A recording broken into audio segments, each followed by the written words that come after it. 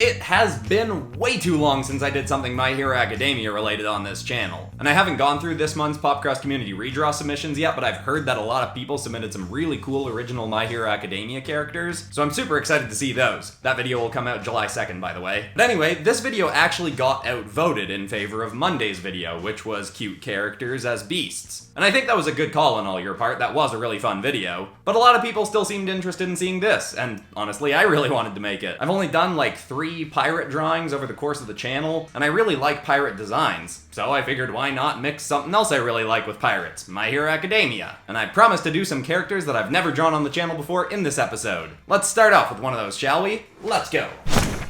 Hit like, if you want.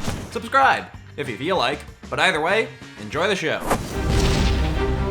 Slowly, over the course of a decade, the seas had become more and more ruled over by treacherous pirates, spurred forth by the dark pirate overlord whose name nobody knew, but who is simply called the Dread Pirate Plunderall.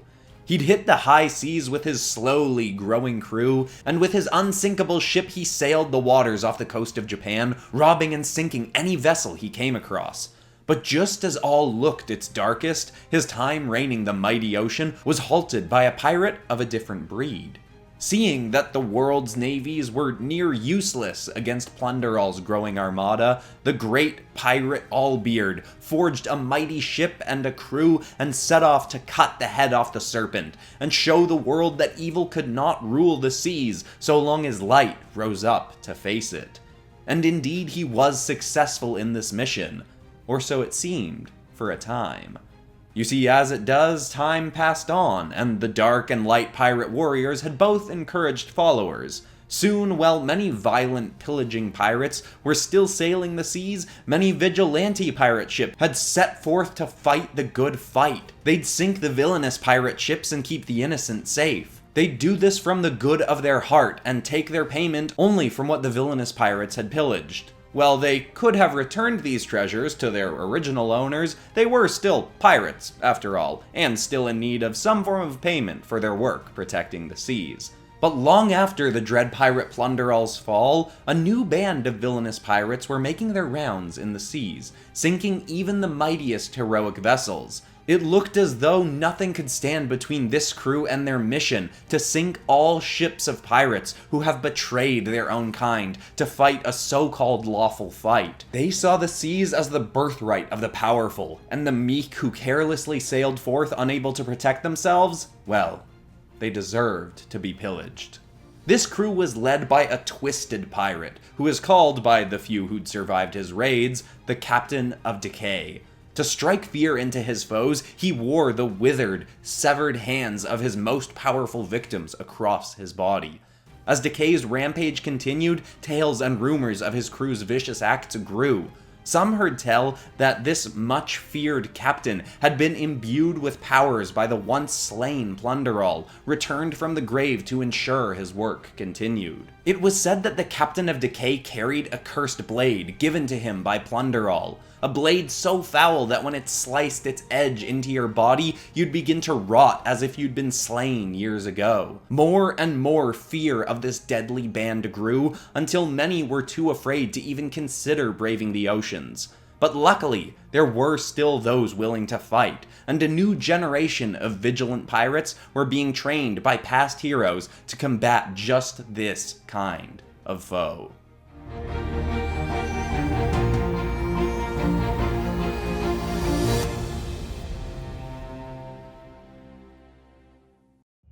After Allbeard's triumph over the darkness, a pirate council had been made by some of the most revered noble seafarers. They'd be called the United Alliance of Pirates, and decided to share resources with one another.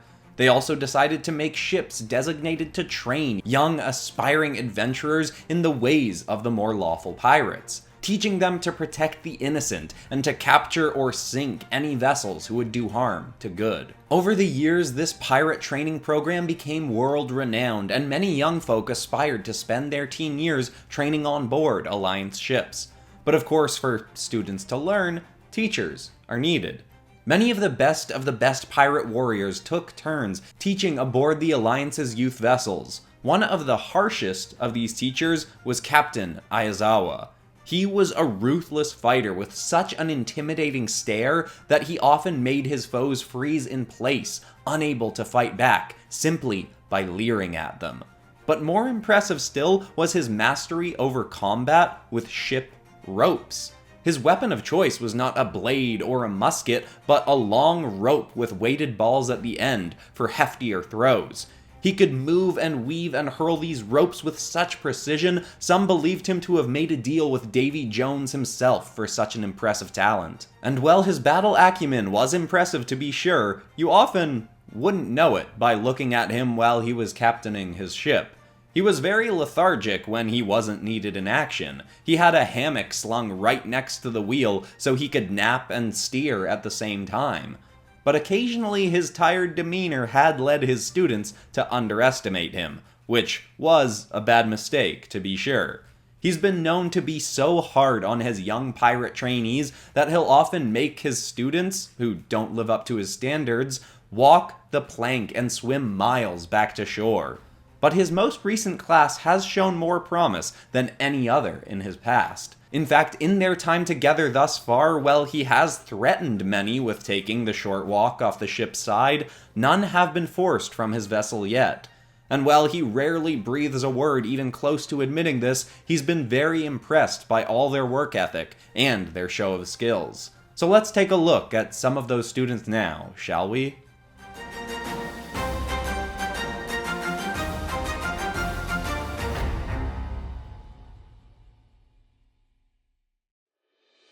All the students who boarded Captain Aizawa's vessel would be training for specific roles on the ship, and well, they'd all need a broad range of skills in sailing, fighting, and just general maintenance and upkeep.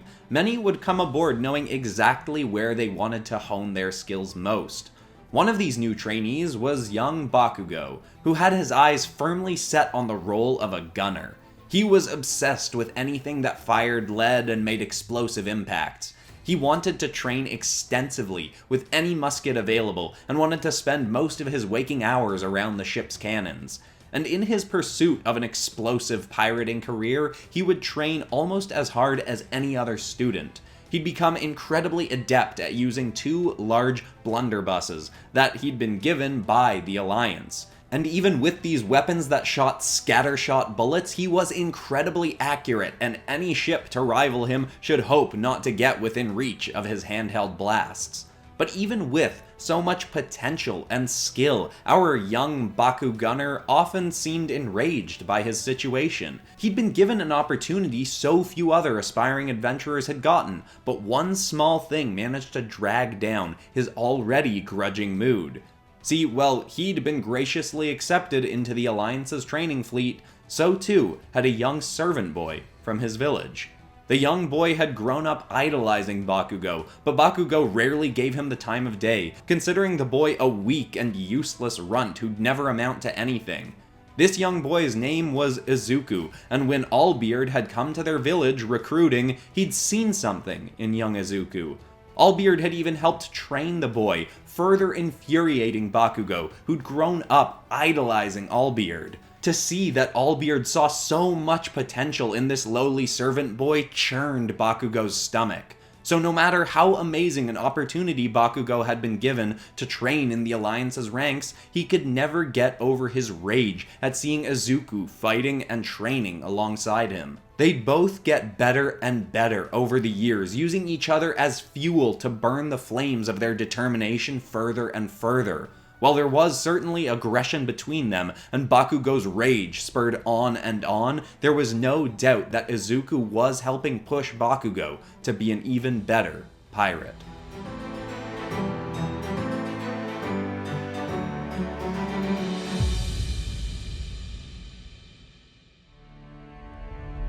Now, while gunner is indeed an important role for any pirate ship, and the rivalry between Bakugo and Izuku often stole attention from the other young shipmates, there is no shortage of impressive pupils on Aizawa's ship. One young woman who'd later be called the regal pirate Yaoyarozu quickly showed her leadership skills upon boarding the ship. One of the early tasks for the shipmates was to elect a first mate and a quartermaster.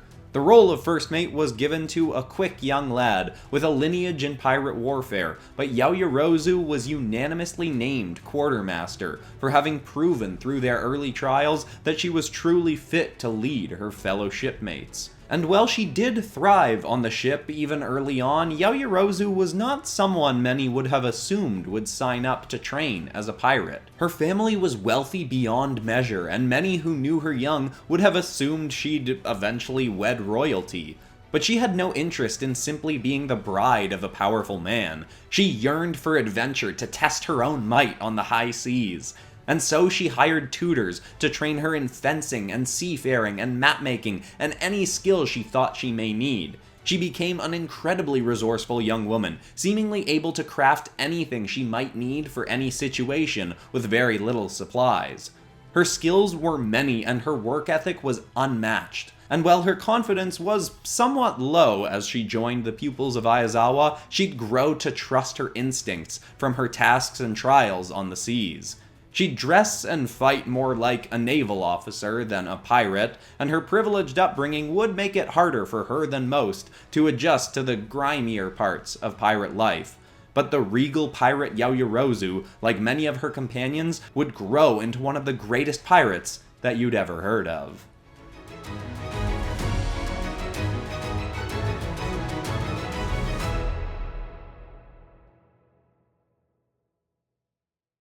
Kinda want to do more of this. Not even necessarily My Hero Academia pirates, but, anything. I don't know, Ben 10 pirates, some franchises I haven't worked with, Marvel pirates, I don't know. I mean, Marvel pirates has probably been done. It's definitely been done. But anyway, give me ideas. And give me other ideas for things I could turn things into. I got lots of really, really awesome suggestions in the comments for franchises I should work with, but today specifically, I'm looking for more requests on what I could turn things into. Like, I've got videos turning things into dragons, dinosaurs, superheroes. There's no bad ideas, put them all in the comments. I'd love to read them. And of course, if you're new to the channel, make sure to check out some of my other My Hero Academia episodes. I've got 3 episodes of turning My Hero Academia characters into dragons. I've got a My Hero Academia D&D episode. All my other My Hero Academia videos are kind of blanking in my mind right now, but I've got a lot of them, I swear. But besides that, that's all for today. I'm Christian Pearson. This has been PopCross Studios, home of the Nerdy Start videos on YouTube. Thanks so much for watching, everybody. I will see you all in the next episode on Monday. I ended that sentence like there was more, but there's not. Goodbye.